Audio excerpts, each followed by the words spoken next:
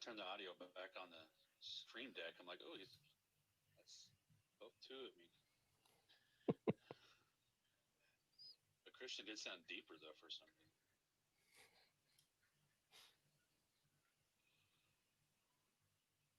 Are you tired of watching shows that only give you general social media theory and expect you to figure out how to apply it to your own industry? Join us for this week's episode of Social Chatter, the industry's longest-running social media marketing news talk show. Not only will you learn the latest breaking news, but you'll also gain practical advice on how to apply it. Now here's your host, Christian Karasiewicz.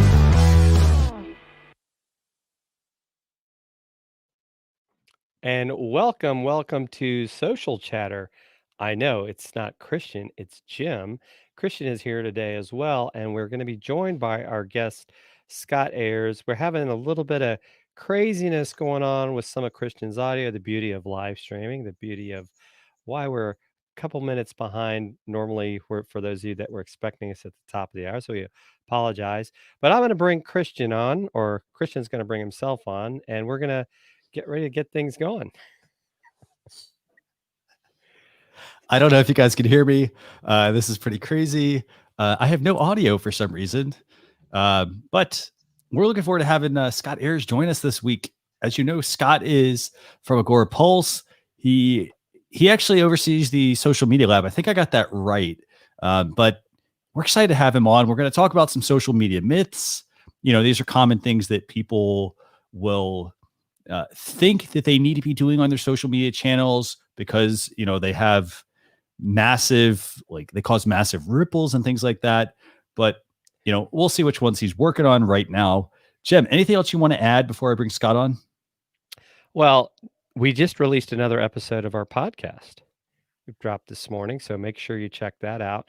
And if you're really into podcasting, which we're starting to get into podcasting with live streaming, next week, Global Podfest is trying to set a world record for the most people to attend a virtual event. So make sure you check that out as well, because I know Christian and I will be lurking in the Huva halls, or is that how you say it, the Huva app, as well as on the social media. So that should be a lot of fun too. And I'm actually going to be joining part of Scott's Agora Pulse team this afternoon at 2:00 on Agency Chat, where I'm going to be talking about how you vet clients before you make that decision to get into that relationship. But yeah, let's bring Scott on. Fantastic. So yeah, let's bring Scott on. Scott, great having you join us. It was an interesting start. How you doing? To the show. Yeah. Very interesting. You sound good now though, Christian. I can hear you totally. So yeah. Can he not hear me? Can you hear us? We hear you. Oh, I think that's why he wanted to keep you on Messenger. But I can hear you. Okay. I can go back on there. He sounds better. Here's the funny thing. He sounds better over here than he does on Messenger, which I couldn't figure out how to mute Messenger. Right. So you should probably explain to everybody what we're talking about, what we were doing there. Right. Yeah. So it actually happened for some reason. Christian's having problems with his audio. So Scott and I can hear him just fine, but he couldn't hear us. And so we actually have a Messenger chat going on so that Christian can actually hear me, even though I'm not talking to him on Messenger. Like I had to turn him down because I want to hear his voice twice. So this is some of the fun of live streaming and the crazy things that happen sometimes. Yeah. And poor Christian, he's booted his computer like 15 times, and you know, it's like it's not telling. This is why you can't hear anybody. So fortunately, I think he can still hear me. I think so. So hopefully my iPad is fully charged, so the battery doesn't run out because I have it plugged in. So I can hear both of you guys. So that's great. Okay, good. Yeah, the weird thing is I'm listening to both of them on this Messenger call, and it's on a lesser mic, but you actually do sound great on the actual live stream, Christian. So that's a good sign, I guess. Yes. Yeah. Fantastic. So Jim, let me know where you want to start. By the way, where do you want to start topic wise? Well, I think the first thing we wanted to talk about is Facebook's doing some enhancements with Messenger that will actually allow you to plug it into your website without people having to have a Facebook account. So this is a pretty major step. I mean, especially for businesses, because now you can chat with people, and they don't have to have a Facebook account, and they don't even necessarily have to have Facebook Messenger. So you'll be able to log in as what they call a guest. So I really think it's a good thing. I mean, because the reality is, I think most people, if they're going to want to run Facebook ads, right, they've got the Facebook pixel on their website already. So this is just another plugin. So I don't know that it's as much as sometimes we might think that Facebook has these nefarious things where they're trying to get all our data. I don't think that's quite the case. I mean, what do you think, Scott? I mean, I think anyway, to allow businesses to kind of utilize this and because you can embed on your website. That's what I was reading, correct? So, I mean, to be able to use this for free, because most people are paying for chat functions on their website. So for Facebook to do it, it's very smart because you're keeping people in the Facebook ecosystem. I'm sure you'll be able to get a lot of information from them once they opt in.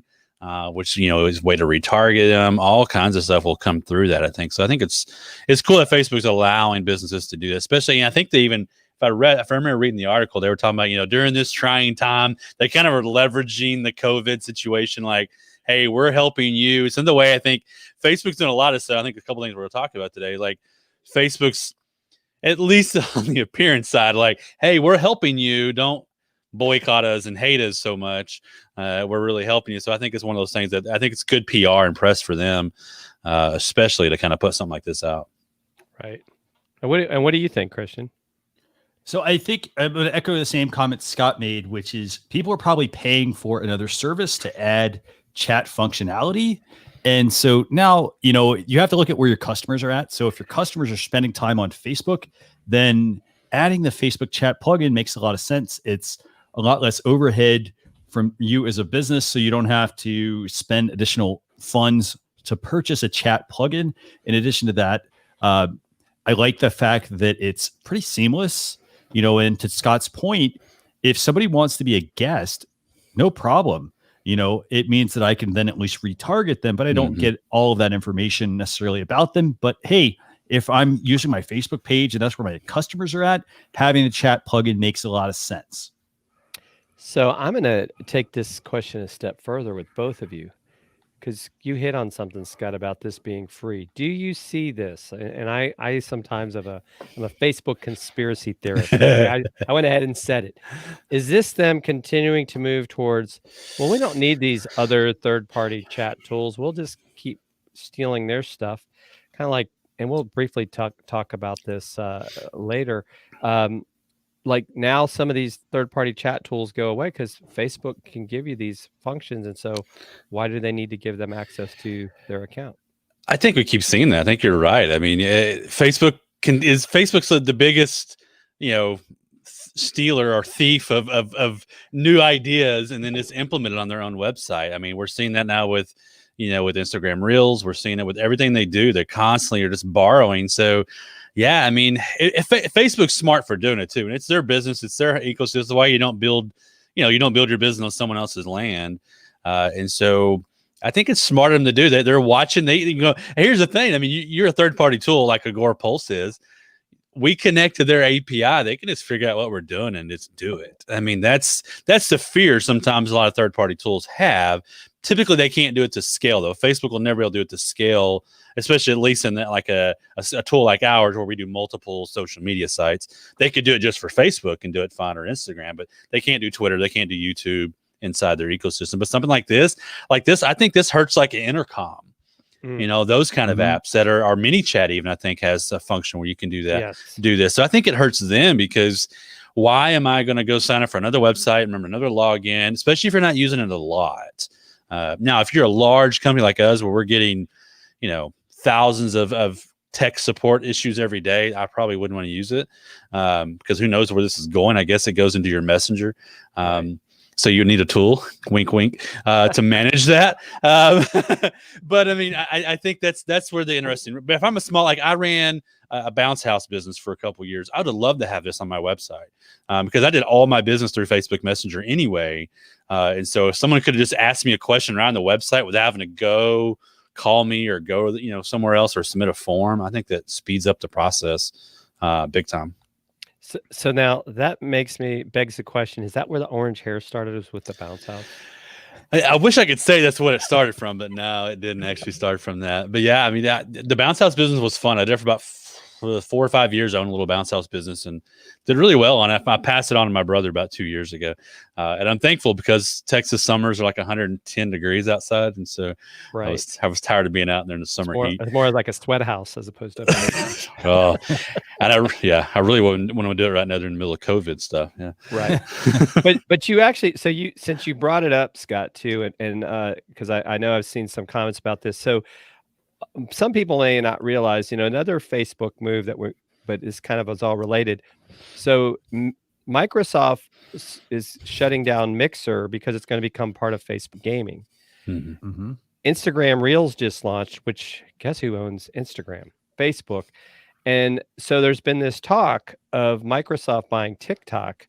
But when I realized kind of all these moving parts, this kind of goes back to would Facebook put pressure on Microsoft to, hey, don't do too much with that TikTok stuff. If you want to continue to partner with us, or let us now figure out what's in TikTok that we can bring into Reels. Just something. Remember, you heard it on episode 253. I'm taking my wig off, putting on my tinfoil hat. Yeah. But I think the ramifications that are so intriguing too, because if Microsoft, they're not supposed to be buying it necessarily. I think they're supposed to be like passing it through or something. But yeah, you think they're going to get? I would think Microsoft gets access to TikTok's back end and can see what they're doing and maybe figure out what they're doing. And yeah, it's good and scary and all at the same time. It's like, do we want Facebook doing everything? I don't know. It's very intriguing. My vote is no. Yeah. So Christian, do we want to move on to another topic? Definitely. What's next? I don't know. Do we want to talk about Snapchat? I know they're adding a music. This is another thing, right? Everybody's adding music. So I think maybe it's good to talk their TikTok style music feature. Where have we heard somebody copying someone else before? Up to you. If you want to talk about TikTok or TikTok style music, we could do that. There's not a whole lot there, I think. If I'm a business, I think I'm glad, if I've been using TikTok and I want to move somewhere else, I guess Snapchat might be the next place to potentially move. What do you guys think? I've never have bought into Snapchat personally. I've tried it. It's just not my. I don't know. I'm not much on. I don't really. I still have a hard time sitting with stories on Instagram. I hate the disappearing content stuff. I want to go back. I don't like the FOMO that we've created with Snapchat and with stories. I like stuff that just stays away. If I'm gone, I'm gone this weekend to the lake, I'm not looking at my phone for 3 days. I'm gonna miss, quote unquote, a lot of stuff. I want to go back and look. I don't want to go, oh, well, now I'm on vacation, I better go look at the stories, Right. So that's my problem with Snapchat. It's always been that expiring content. It's great for those businesses and those creators who've done really well on Snapchat. Man, that FOMO is massive to get people to always want to come over and engage and look and see. And then, copying TikTok here with the music thing makes a lot of sense. But again, I think and this is the same thing if we talk about Reels, with Snapchat, there's not going to be a way to look and see other people who have used that song. It's just you're going to use that song in your own Snapchat. Your followers or friends will see it, but no one else can know it's trending. Or, can you go look at other creators who've done something with it and done a funny, whoa, or whatever the moves are with TikTok. I just tried to do the whoa and I did it really badly. So yeah, that's the difference. I think there were unless Snapchat does something with that, which could be kind of cool, because they've already got that demographic. They've got that, the teens and the 20s on there. They could steal TikTok audience away really, really quickly if they just made an actual feed that's not all private, but their whole thing's built on being private and quick and gone. Right. Yeah. Here's the thing. I'm glad that Snapchat is adding this TikTok style music feature, by the way, in the fall. This makes a lot of sense for every social media platform to have some of this functionality. Oh, sorry. Let me rephrase that. Not every social media platform, but maybe LinkedIn. We don't want to have this. Come on, we got to have some music on LinkedIn. So what's coming. They'll do it. Watch. They're talking. What you're going to end up now. You know what you're gonna end up having? You're gonna end up having like all these terrible workplace videos that are made with the TikTok style. Yeah. So, but here's the thing. I think that this is, again, we see this happen a lot. Every social media platform, TikTok adds something, then Facebook needs to add it, and Instagram needs to add it, and Snapchat and so forth. And none of these platforms are really unique in a way. It just comes down to the way you're presenting the content to your audience. Right. And in this case, I think that it makes a lot of sense to have the functionality, but to Scott's point, you're going to miss a lot of that because it's not going to necessarily be, as you mentioned, in a separate feed, a video set to music and so forth.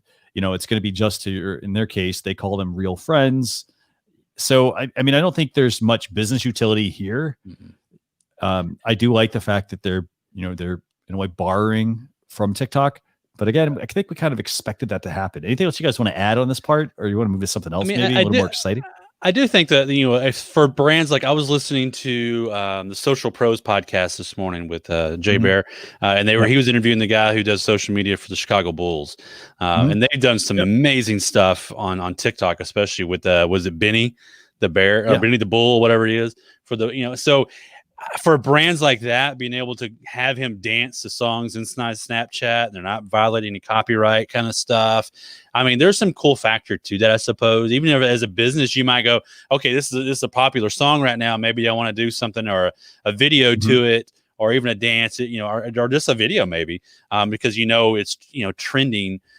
So there's something there you could do, but you got to have an audience on Snapchat first. If you don't have an audience, then it's null and void. But I think for brands like the sports brands and those bigger companies, this is probably going to make their lives easier from a lawyer standpoint, because now they can use some of the music. But the thing is, probably you're going to have to only use the music that's copyrighted inside Snapchat. I bet you can't get caught with other music now in your snaps, I would assume, especially if they're public anyway. Now, private, I don't think they even monitor that.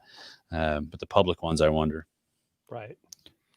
Yeah, definitely. And go ahead, Jim. No, I think there definitely seems to be across the board this fascination with how do we allow people to share music without their stuff getting taken down. And and even part of Reels is going to allow you to use certain music. So I think it's kind of like that's what users want, and they're all attempting to respond to it. But I would agree with Scott. I think there's, that's that aspect of everything, and you said it, Christian, right? Everybody keeps like copying each other, but it's like, why don't you just focus on what you're good at? Like, I think YouTube actually has stories. I think they do. They do. I've never found them. Maybe I don't have it enabled, or I need to watch the YouTube video about how to use stories. It may mean people you subscribe to haven't done any. That could be what it is, too. Or not very many anyway. Or they don't have the functionality on their own channels for the most part. I will say this. I sort of agree with the fact that people should have the ability to access music, but you also have to think about it. It's a licensing thing. And so at the same time, I like the idea of giving people access to it, but who's going to pay for that? That's what it comes down to. Well, who is going to pay for the license to that music? The musicians deserve to be compensated for their music being used. I agree with that 100%. Yeah, are they getting like a half of a penny every time someone puts a song in a Snapchat? How does that work? Yeah, I had brothers in the music industry, and this was the kind of stuff that drove them crazy, because you don't make any money off this sort of stuff. The record company might make a little bit here and there, but they're probably just paying you, hey, you pay Snapchat, pay us X amount to use this song, and it's done.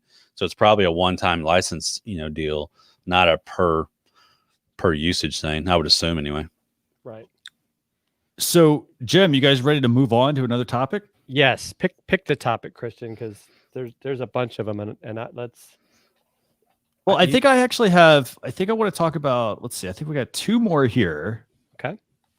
And so the first one I think we should touch on, and the reason I say touch on is because we covered this topic actually 2 weeks ago, and it's Instagram Reels, which, it's a pretty big deal this week, but it's actually something that's been out for a couple of weeks to certain locations, and so you want to tell people what is Instagram Reels? I guess you could say it's Instagram's version of TikTok. Maybe it's being a little strong, but it's a 15-second video clip, but it actually will go on your feed, right? A little different than stories. I actually did a TikTok last night. My wife and I was like, it's the first day. Gotta be an early adopter. And hold on, you did a TikTok or did you do a reel? I did a reel. Yeah, see, I'm all confused now. Reel it in. I got reeled in, and we've had 199 views of our reel. Nice. And I'm so like, okay, do you want to share that? Do we have that available to share? Or? If you can pull up my account, I think you can. I don't know that I can share it because it's a now we're talking about a phone app on the desktop. I don't know if it shows up on there or not. Let me see if I can pull it up or not. I'm not sure. While Jim's doing that, I will say this. So I personally, I don't have Instagram Reels yet. Scott, do you have Instagram Reels? I noticed it this morning, but I haven't used it yet. I kept looking for it yesterday and it wasn't there. And then like this morning, I noticed I could, because they've changed how you do a story now too. If you go to your stories to create one, it's that interface is different now. Even though it's got a sidebar and then you have to swipe left and right to get to Reels. The interesting for me about Reels is, for one, like on this screen share you have, Christian, I think if you scan down some, it'll show like when it's got 3 phones across, when it talks about watching Reels. Look how on the right hand one there, like the Reels are they're full vertical on your, what do you call it, your grid on your Instagram account, which is so different because right now everything's been square on Instagram. So that's kind of an interesting. I wonder if that's going to do people's grids, because some people are all into what the grid looks like. Now you're going to have these long things in between your squares. I don't know. My other thought too is like, this is going to be found in Explore, but is there going to be like a Reels only? There is. Tab? There's a little Reels only tab in the app. So yeah, here's my reel. If you want me to play so we got Jim's reel. I don't know that I said to share the sound. But basically, we're just saying that we're walking, and I couldn't find the music button, but I said we're going to do this anyway. And then I was able to add the little Wednesday thing. And that was my reel, right? It took a lot of effort. A lot of effort, because I only had 15 seconds to think about it. That choreography is pretty amazing. If I want to access this from Instagram, I'm going to go and check on some of the other accounts I have, but how do I do it? So so to Scott's point, you go into your camera. Okay. So you launch Instagram, you go to the home screen. Okay. Yep. And then you're going to hit your camera up in the upper left. And now, like you said, it's changed.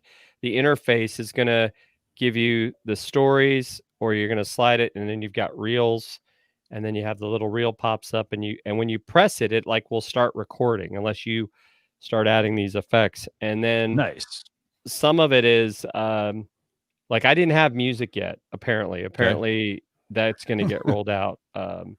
Some people have it, some people don't. That's why there was no music, because originally I thought we were going to be walking to music, and so we just said, all right, what do we do now? We'll just say we're walking. And but it was a lighter side of me that people don't always see. So that might be how I use. I could see using Reel. The other thing is it allows you to share it in your feed, so it's on my feed page as well as being in Reels. Now I don't know. Like stories, I guess I'll find out tonight if it disappears. I have no idea, or if your reel stays out there. Because it's kind of like Scott's point of like, if I'm creating content, I don't necessarily want it to disappear. I mean, that took a lot of thought for me to come up with that. For that 15 seconds. Yeah. And here's the interesting thing too. Like because you were talking about I still hadn't figured out how to find Reels, except for unless I see someone else's reel in my feed. Like Dustin Stout made this little goofy one. And so like it shows that it's Reels, but then I was like, how do I find more? And I swipe up just very TikTok style, and I'm seeing other people, I guess people I follow, or I don't even know if I'm like who is this person? These are people I'm seeing people I don't even follow. So there is some sort of reel. It's in this Explore option, I guess. But now I'm seeing, of course, it's funny. The first like 5 are people just posting their TikTok videos over to Instagram Reels. That's kind of defeating the purpose there. So far, like almost all of them are like repurposed TikToks. Interesting. Well, maybe they're trying to get all their stuff over there before TikTok gets shut down, right? Yeah. Like, get all our stuff, But I still don't see your if I'm on Instagram, at least on Android, like I can't just find reels unless somebody else happened to post it. Even in the Explore tab, I don't see it. Yeah, Right. I don't have it either. I mean, so I'd say this: the first thing you need to do is update your Instagram app from Yeah. your device's app store. If you and as you guys mentioned, you go to the home screen, you go to the camera icon, and then you should see along the bottom, you should see live, and you should see story, should see reels. In this case, I don't have it yet. I also would say, I think sometimes, Scott, maybe you can help us with this myth here. Does logging out of the account and logging back in actually trigger functionality on Instagram potentially? I wouldn't think so. I didn't log out. I just I know your location. Update your app. Yeah. I know where you're at can make a difference in what features you see, because wherever they're testing them geographically. So sometimes you can change your location, and I've seen some people do that. Because what is it, like New Zealand gets tested a lot, so people are always trying to figure out a way to change their location in New Zealand to get new features. I guess you could do that with like a VPN or something like that. Yeah, I did go to Scott's point. I went to the Explore tab, and the first thing that pops up on my phone is it says Reels, and I have some girl dancing in front of her. It looks like her outdoor fireplace, and then I guess if I hit it, if I start swiping up, I'm seeing all these Reels. So they are featuring some Reels, but yeah. So I found that by going to the search. And Reels was like the first thing they're showing in all the pictures feed. And then, of course, because I had a pug, I have like all these other pug pictures under it. But that's interesting. Yeah. See, I'm not. Are you iOS or Android? I'm iOS. Yes. See, I'm Android, so I don't see it on there, I guess. Oh, but now all of a sudden, here's what's funny. I say that I swiped. I went to someone's story on my feed on my Explorer, and then went back, and then now Reels showed up. So just like that, Reels showed up on there. Reels have Reels everywhere. Reels is everywhere except for Christian. But again, these are people I don't follow. So how they're showing them as that first one was featured. Yes. So how they're showing this to me, I have no clue. Like I think they said yesterday, like I think maybe that's the incentive to get people to use it, is if you start getting a lot of views, perhaps you're going to show up as a featured reel. And I know they have probably their go-to creators that they're like, hey, if you make some reels, we're going to go. Because I know like Will Smith and some other people, did some reels that they were using as examples of how you could do it. I'll spend some time on it, but I'm not sure if I'm going to go crazy with it. But I mean, I could even see where maybe you do a short reel the morning of a show. Hey, we're going to be talking about this today. And just to maybe give yourself something that, especially if it stays out there a little bit longer than like the stories and people are looking for this. Right. Yeah, I think they can figure out a way to kind of make it trendy like TikTok, because TikTok, the whole thing is you see, 1 million people have been dancing or doing this dance or using this hashtag or this song, then, okay, I want to go copy that. That's what made TikTok so great. I don't know how, I don't see anything in this right now that's telling me like this one's just somebody's wedding and this is just some Comedy Central bit. There's nothing that's like pointing me to a trend, exactly, or a trending song or anything. It's just Vine based. It's basically, this is more like Vine inside of Instagram than it is TikTok, because it's just people doing videos. Right. By the way, just a couple of points here before we move on. So Chris has quite a couple of tips here actually for people. So I'm going to share a couple of these comments. So IG Reels, they're great for independent musicians, tags, music, and previews. Definitely worth doing. In addition to that, music's available to all. If musicians have cleared social media monetization with their distributors, they'll receive money for streams. I'll let TikTok. And lastly, if you put Reels in your feed, viewers will get a small View Reels button on the video in the feed. So again, this is just, and 24-hour life for Reels. So Scott, sorry to burst your bubble there. 24-hour life for Instagram Reels. My walk is going to disappear tonight. So it does disappear. I didn't realize it disappeared. That is interesting. Yeah. But I wonder if it's like stories too, though, where it's like it's kind of archived. So you can highlight it. I wonder if you're going to be able to save your reel like you could stories, where you can add it as like a highlight. Or maybe they'll put it as a separate item, so you'll have some organization. All the reels that you create maybe will go in there. I don't know. Right. So who knows? That would be pretty cool. So I think, I think we're going to move on from Instagram Reels. Just keep in mind, it's brand new. It's just rolling out to everyone. It's been out to some people in the last few weeks, but just now rolling out to everyone. To get it, the first thing I'd say is upgrade your Instagram app. However, it doesn't guarantee that you're going to get it. So you may just want to be active on the platform, but that also doesn't guarantee that you're going to get it as well. So it may just take some time, but you will get Reels eventually. And apparently, Jem, you're going to have to keep walking every night. Yes. If you want to keep that reel going. Yeah. Right. Okay. Just do the same video every day. That'd be out there. Right? That's not a bad idea. That could be really trendy and fun. Have to watch the show. And you know what? You should play the "I Would Walk 500 Miles" song or something like that. There you go. Look at that. Look at that. We're getting creative. Wow. Yeah. I think Now that's always been my challenge, right? It's like, how do you be creative in 15 seconds? I feel like I need more time. It's like, I don't know. I will say one company that you should check out is Audi, because they basically did this really cool YouTube ad at one point where it was 3 point something seconds. And that was because that was how fast their vehicle went from 0 to 60. Pretty smart. So you will have to think though a lot on this, I think, to get this one to work. I don't know. I think if I'm a business, I'm going to probably want to check out some of the major brands and see how they're doing it. Maybe check out some of the celebrities. Again, how does that translate to business for you? It's going to maybe be very questionable. You're already struggling probably with, well, what do I post in my regular account? What do I post on my stories? Now, what do I post for Reels? You're going to want to find that mix. Again, I mean, there's a lot here to unpack and come up with, I think. Right. So, okay. So here's what we're going to do. I know we got a couple of more topics that we want to discuss this week.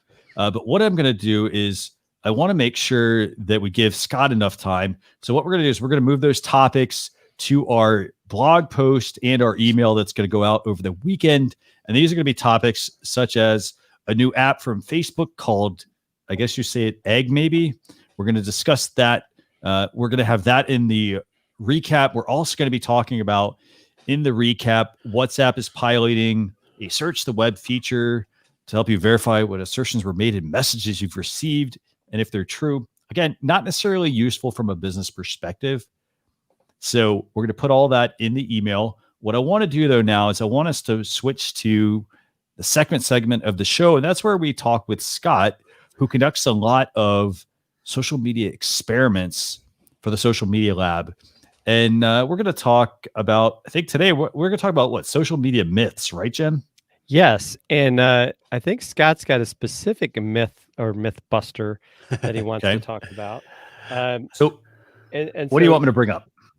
Yeah. So Scott, do you want him to bring up the? Before he does that, like we've joked, like I've been on the show now like 5 or 6 times. I looked up beforehand, like who was Johnny Carson's most frequent guest, and it was Bob Hope, and he was on 131 times. So so I've got to catch up with Bob here at some point. Just that reoccurring, where you think I'm just part of the show at some point. Here's the thing. The reason we always have Scott back is because he's very knowledgeable. He always, has a lot to discuss, and we want to make sure that we have on great guests each time. So we like having Scott join us every few months to see what they're up to. Or every month. Every month. Yeah. I mean, I think it's true. Like our live, my live show, sometimes I'll have multiple people, on more than once. And even within Agora Pulse, I had Troy Sandage on my show yesterday. We talked about a really personal and powerful, we talked about the marketing power of minorities. A really good show. I probably revealed more of my personal standpoint on things on that show than anything I've ever been on live. So it was like a really interesting hour or so. But he did Troy was on our Friday show with Social Pulse Weekly. He was on something like a week and a half ago with Lunch and Learn, then like 2 weeks before. So Troy's been a part of he might as well work for Agora Pulse now at this point. He's been on so many live shows in a row. But today what I wanted to talk about is an article that I actually just published Monday. This kind of hot off the presses still. And it's kind of the myth of, or looking at the myth is the Facebook boost option on your business post, is it better, or how does it compare to Facebook Ads Manager? I think you have that article if you want to pull it up or not. You can, but and hopefully you know what a boost button is if you're watching. Let's talk about that. Let's talk about the boost button and the ads button for people that are viewing. What's the difference between these? Because a lot of people say, "Hey, I'm running ads," and they're doing the boost option. Yeah. So the main difference is, for one, on an ad, it typically doesn't stay on your page when the ad is over with. So and no one sees it unless you've targeted them. So if you go on an ad through an ads manager, it's just going to show up to whoever you target. And then once the ad's over, like I'm running one, say for 10 days, it'll go away. Where the boost is that little button that's like right there on that image there. You can kind of see it depending on the size of your screen, a little blue button to the right of that post, where you tap on that or click on it and you can boost that post that's already live on your business page. So it's kind of a quick way to run an ad without having to run into Ads Manager and set everything up, because you've already got the post there. Maybe it's a post that's been performing well for you and you kind of want to give it the boost. That's the whole idea, to get it out in front of more people. And it's something that, I mean, over the years, I use it, like I mentioned the bounce house business earlier. I use it a lot with that business because I had a real low budget. I was spending like, I don't know, $200 or $300 a month. That was about it. Sometime. And now during the winter season, I didn't spend a dime because no one was renting anyway. So in the hotter months, I would spend a lot, and it would pay off for me pretty well. I could spend $20 on a boost and get a couple of rentals and make $1,000. And so it was good value for me. And it was mainly images and those sort of things. It wasn't links. It wasn't going to a funnel. It's just, I want people in my town to see this. Boom, I target them, done. But there's been a lot of experts out there that kind of go back and forth. John Loomer, who's, like we probably all know who John is, ad nut and nerd, probably the biggest ad nerd out there, other than maybe Amanda Robinson. And he kind of calls, boost is a way to get started maybe in ads. But if you really want to advance, you need to go a little further to Ads Manager. I think Amanda Robinson even says she calls it the training wheels of running ads, because it's kind of that starter. Of course. The biggest ad, it was kind of funny. Dennis Yu, from Blitzmetric, him and I years ago had an argument about the boost button, because I was all for it. I was writing about it. I was doing well with it in my local business. And he's like, "Oh, the boost button's a waste of time. No one should be using the boost button." I'm like, "Dude, here's what I did, and here's how I done it." And so it's kind of funny. I quoted him in an article, and it's in this article, actually. I'd linked to him like 5-6 years ago when I worked at Post Planner, and I wrote about it. And, his take on it was, "This is awful. You shouldn't do it." But now he's changed his mind, and now he's all about the boost button. Which is kind of funny to kind of see people kind of come full circle. But the thing is, we want to see is, can you get equal or similar reach, clicks, and a similar CPC, a cost per click, when you do boosts versus an ads manager? Because if you can save some money, I mean, especially right now, if I'm a local business and I can save some cash, I want to save some cash. And so what we did to test it, and you can probably scan down and it'll start showing the ads here. We did 2 boosts. It was a different link. There was one, and they were both to different articles on the lab. So we boosted 2 posts that were already live on our Facebook page, and we targeted English speaking people only in English speaking countries.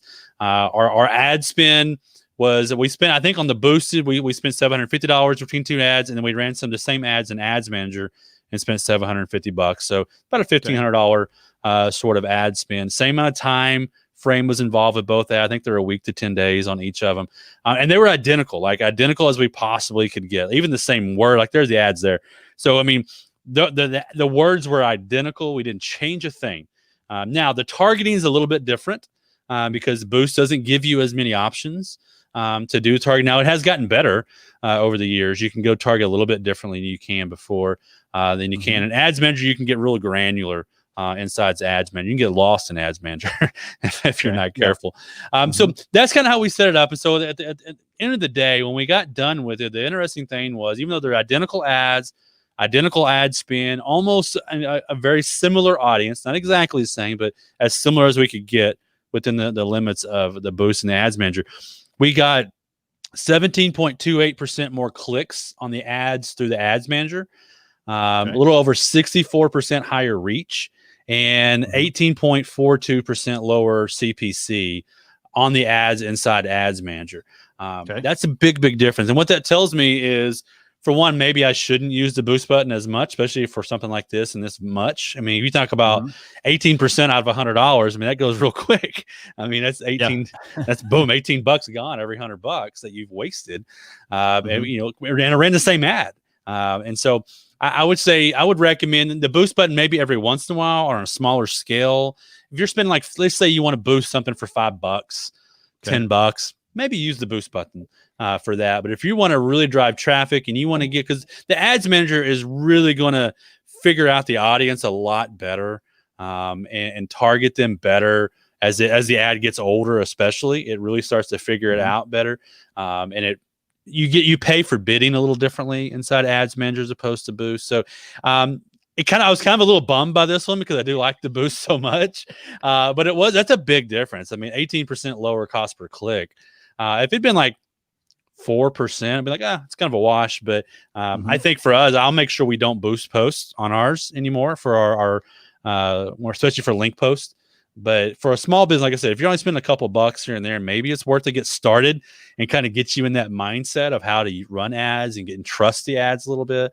But that sort of difference in the CPC, I would definitely gear towards the ads inside Ads Manager, even though it's a little harder to kind of set them up. It takes more time than it does the boost, because the boost, you just click that button and you're done. But you don't get as much from it, is what we found anyway.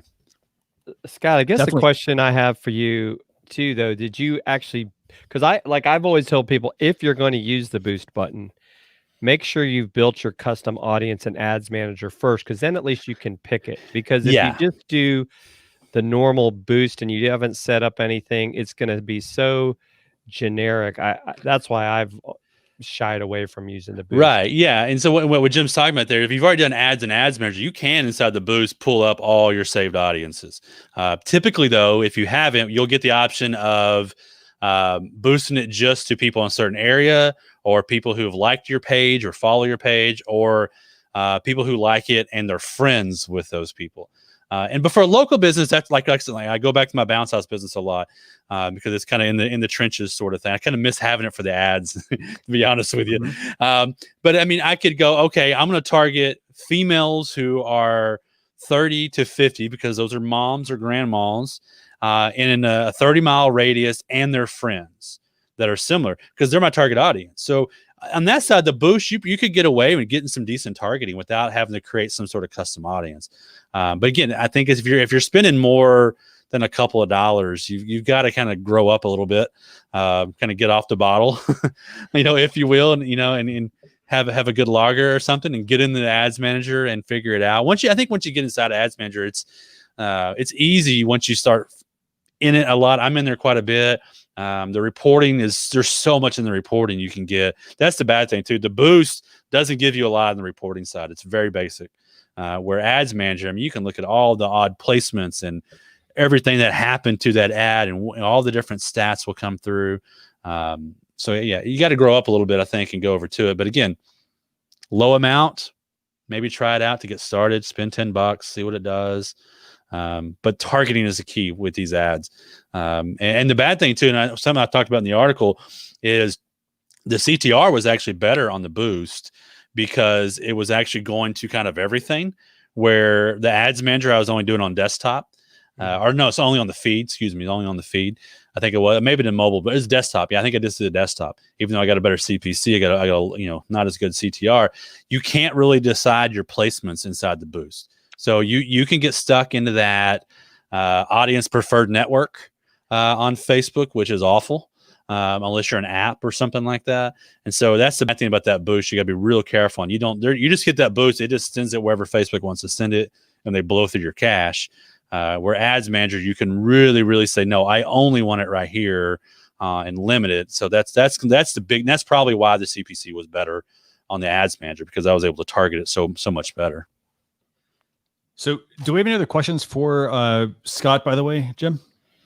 Yes, we did. Should small business owners bust their own myths? I think so. I think take guidance from guys like us who are testing things. Okay. See what people are talking about. Okay, let's go try this on a small scale. So let's say I spent $1,500 on this test. Okay, go spend 15. Try it out. Mhm. See what it does for you. Okay. Well, I am seeing better results from this. So I think you've got to. I think as a business, if you're just sitting there, like all these different features we just talked about from all these new sites, Reels or whatever, if you're not at least trying it, you never know. You may just all of a sudden find a winner, somewhere, and something you just ignored because you're too scared to test this. Yeah, I think you ought to bust every myth that you see come across. Like I question, every summit that I watch, every webinar, every blog post I see somebody, guru in our space talk about. I'm like, really? Are you sure? Let's test that, because maybe they're wrong, maybe they're right, and I hope they're right most of the time, honestly. But I mean, it's okay to go test those things. Don't just take it. It's like, not to get political, but it's like you don't not every Facebook post you see from your friends is true. Some stuff's fake news. Yeah. And so you kind of want to test it. I think you want to test things just to make sure it works for you. But I think we talked about this once before on here. Give it time. I mean, you can't just, test one post and they go, well, it didn't work. No, take 6 weeks, and do some consistent posting with whatever you're testing. And then see what kind of trend you can get after about 6 weeks. That's how you're going to know if it's working for your audience or not. The bad thing is, I think most business owners, they get too antsy when something's not doing well because they did it once or twice. Like, oh, well, forget that. Fire a social media manager when it could just be life, or just something going on in the news or something like that. So I think you got to give yourself time and a lot of posts to really figure out the algorithm, and the algorithms change so quickly. That's why 6 weeks, I think, is always organic wise. I always test about 6 weeks on stuff just to kind of figure out a trend that goes across everything. And real quick too, Wisco Mary asked a question. Did you test the difference between a photo and a video? On this test for the boost versus the ads manager, it was simply a link post with a photo over to blog post is what we were testing there. Very good. And I like that name too, Wisco Mary. Wisco Mary, yes. So we're going to make sure we put all this information in the blog post recap that we're going to be publishing this weekend. Now what I want to do is I want to move over to the last segment of the show, and that's tool time, where we share 2 tools that we find each week that we think can help you as a business. Jim, where do you want to start this week with the tools? Let's go check out the LivePigeon. Cool. So what is this? So do me a favor, tell me, what do we have here? What is LivePigeon? LivePigeon is apparently, and we'll go ahead and share this you want to share this to the screen? It's allowing you, and I just not sure what I think. We talked about a similar tool to this a few weeks ago. You can share your video on your live streams, making it appear that you're live, but you're not. You're automating your live streams. So is it really live, or is it Memorex for some people that might remember that? I remember that. Yeah. Yes. And so maybe I should do a reel about that. I just think that this is, I don't know. I'm not a fan of this. I know there's several people like, oh, well, you can play this and, people will think they're interacting with you, or you can have a watch party, I guess, and be part of the peanut gallery. I don't know. I mean, I wonder, my thing is, will there become a backlash from the platforms to say, hey, you're not really producing a live video. You're just playing a video that you previously recorded. And, so in the rules of the game, I don't know. I just think it's not a smart move in my opinion to pay for something like this. I mean, but you guys may think differently. Well, here's the thing. I mean, Facebook already has this feature with Facebook Premiere. YouTube has it with, I think it's called YouTube Premiere as well. I don't know what it's called over there. You can you can schedule, something to kind of go live if you want to watch it along with someone. Like I've actually ran a test on Facebook Premiere that we haven't published yet, comparing Facebook Premiere versus Facebook Live to see was reach better, was engagement better, that sort of stuff. And just spoiler alert, the engagement on the premieres were not very good compared to the actual live, where I could pull in the comments and, because I don't think this is pulling in comments or anything. This is just you watch it along with other people, I think is the idea. So, I mean, I get it to some extent. I just don't know if this is a quicker way for you to do it to all of the spaces that are out there. Instead of just doing a Facebook premiere, you can do it on YouTube. You can do it on where else? I forget where else it said you can do it. It's just Facebook and YouTube, isn't it? Or is there a couple of different sites? The typical ones that you can share to. Yeah, they make their site look like YouTube quite a bit. So I mean, I get it, because I mean there are times like when I did the premieres, like this was during like when COVID really hit hard in April. My local area had a travel restriction. We weren't supposed to leave our county, and I had to drive through a county about 35 miles to get to my office, where I don't have good internet at home. My internet at home is like, the Flintstones have better internet. Dial-up. And so it's maybe worse than dial-up. And so I didn't want to, I was like, well, I don't want to be that guy who gets pulled over, who gets a ticket, or, bad example for my kids, blah, blah, blah. So I couldn't go live for about a month until I actually borrowed a space and went live. I think I maybe gone live with you guys once from that schoolroom.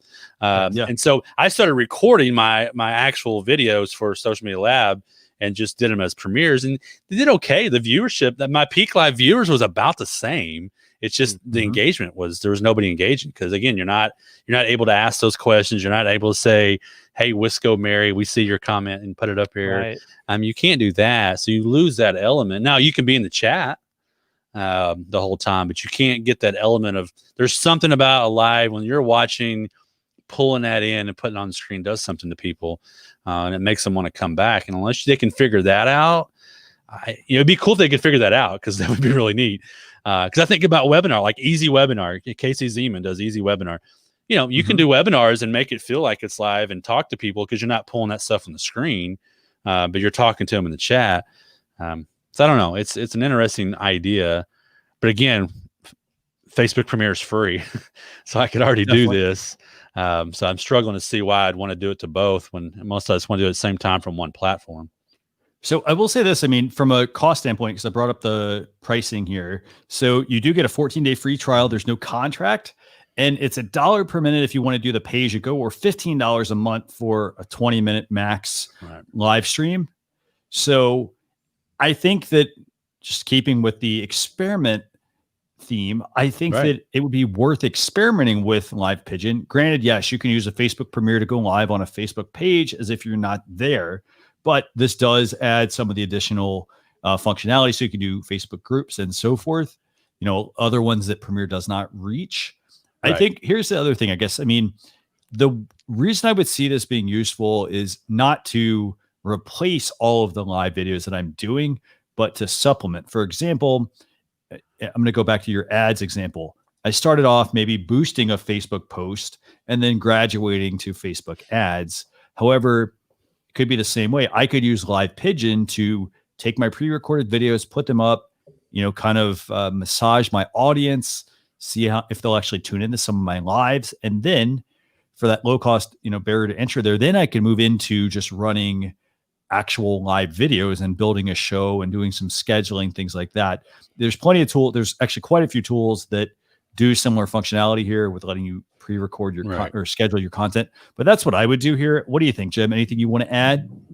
Well, I just think, like even when you look at this, right, the first level, pay as you go, $1 per show, and you go to Facebook and YouTube, and then the basics 15. Well, even if you go on some of these platforms like StreamYard, you're able to do the same thing. You can record your video and then upload it to these platforms and to do the premiere feature, like Scott's saying.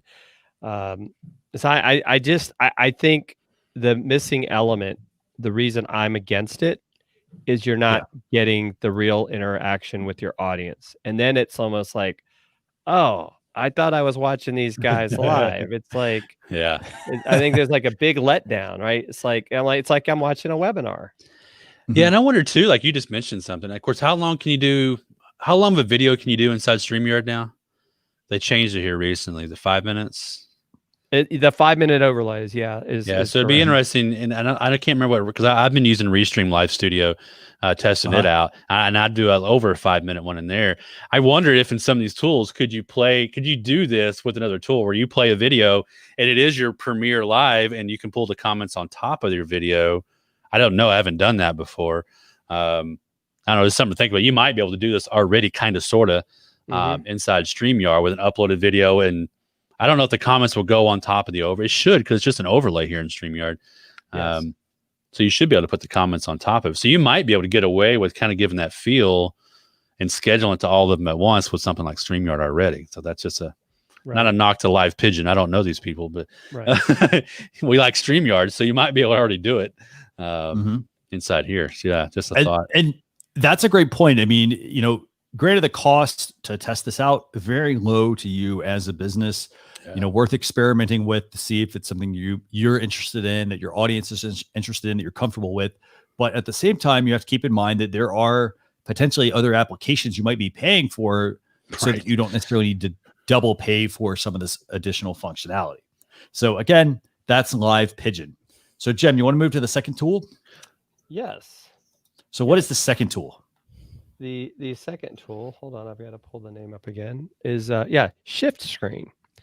And so this looks like it's an app for iOS. I don't know if it's available on the Android or not, because I don't have one of those. And I don't know. Let me look. Maybe Scott can tell us. I mean, it says it's for iPads and iPhones, so I'm assume it's not going to be. Yeah, it's a iOS only device for iPads and iPhones. So so what does it do? It's giving you a second screen, and so that's actually a nice feature to have. I didn't get a chance to play with this yet. Did you get a chance to play with it, Christian? I have not purchased it yet. It's a $5 app, but the functionality here is very useful, I think. So, you do typically want to have a second screen, or so you want to have a second monitor lying around. However, what it does is allows you to take your iOS device, plug it into the monitor, and then you'll be able to actually have essentially a second desktop. At least that's the way of understanding it, how it works. What do you guys think? I wonder how this is different than Sidecar. Because Sidecar comes with, I won't say, I think it's post 2016 Macs and MacBooks. So you're able to use it with your iPhone or your iPad without physically connecting them and have that second monitor. So as an example, and I've done a small experiment with this in StreamYard. When I use Sidecar with my iPad, I can pull my whiteboard from my desktop by just dragging it. It pops up on my iPad, and I could be writing on that whiteboard while screen sharing it to StreamYard. So that's pretty cool. So we'll say that it's pretty different than Sidecar, right? So it's a different type of app, I guess, in a sense. So you can think about it like this. You could be using the iPad. Like, I'll give you an example. So you plug it into a full monitor. You can basically have other things up on the monitor and actually be using the iPad. Right. Does that make sense? Like, you don't need a PC or Mac or anything like that. You just literally connect the device to a screen. So that's how it works. Now, do we have to actually hardwire the device to the iPad, or is it something that will let us Bluetooth? It is best to hardwire directly into this. So you'll want to hardwire in. And actually here, let me see if I can pull this up. Actually, here's a video. This is actually a video of them showing you how it actually works. So it's hardwired directly into the iPad. And then let me show you this. So this is actually a little demo that they put together. Okay, so here's Shiftscreen. So you connect it to your external display.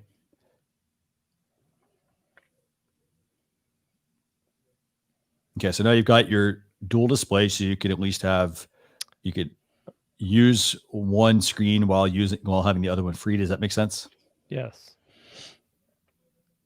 So I could see it being useful probably if you're going to do some live streaming, for example, being able to use your iPad for one thing while having that second screen, for example, potentially being what is mirrored or what is actually shown to your broadcast.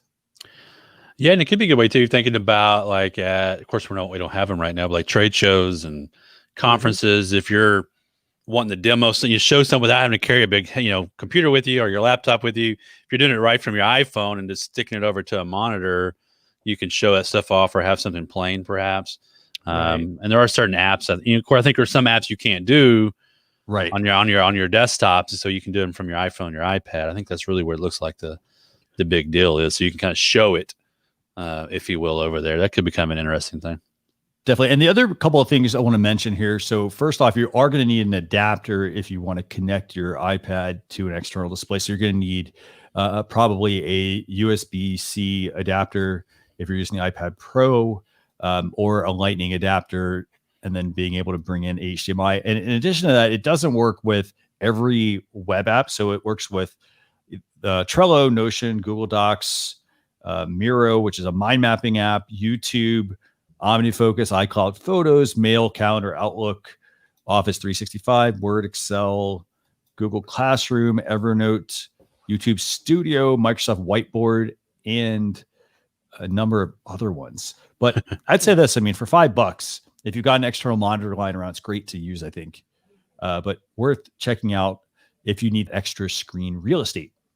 Okay, so we've reached the end of this week's episode where we talked about the Facebook chat plugin, which lets you add chat functionality to your website and it can sync back up to your Facebook page. We talked about Instagram Reels. We talked about the fact that Snapchat is now adding a music feature, not necessarily a lot of business utility there, but something to keep in mind. In addition to that, we talked with Scott Ayres from Agora Pulse about how you can conduct social media experiments, how you can basically bust your own myths. So don't take things at face value. You know, yes, it's great. I can read the headline of the article, but I really want to make sure I dig in because he gave this great example about the boost post option versus running Facebook ads. In addition to that, we talked about LivePigeon, a tool for helping you run a pre-recorded video as a live video. And we also shared a tool called Shiftscreen, which lets you connect your iPhone or your iPad to an external display without having to use a computer. So lots to talk about. If you want to check out the blog post recap that we're going to publish this weekend, go to socialchefs.com/SC253. Jim, do you want to tell people how they can get in touch with Scott Ayres? Well, Scott is everywhere. Just look for the orange hair. Yeah. I mean, I think what's the best way?